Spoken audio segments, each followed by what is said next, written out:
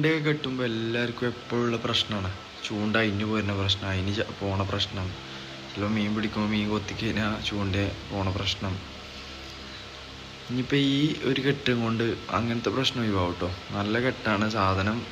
ഈ കെട്ടിയ സാധനം ഇങ്ങനെ പുറത്ത് കാണില്ല, അടിപൊളിയായിട്ട് നിൽക്കുകയും ചെയ്യും. ചൂണ്ട അങ്ങനെ അയിഞ്ഞു പോണ പ്രശ്നം വേണ്ട. നല്ലൊരു കെട്ടാണ് സംഭവം. സേവ് ചെയ്ത് വെച്ചോളി, ഈസി ആയിട്ട് കെട്ടും ചെയ്യാം. അടിപൊളി കെട്ടാണ് എന്തായാലും ഉള്ളത്.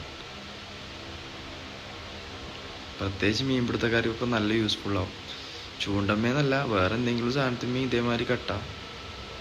ചൂണ്ടമ്മേ പ്രത്യേകിച്ച് കെട്ടാന്ന് മാത്രമേ ഉള്ളൂ.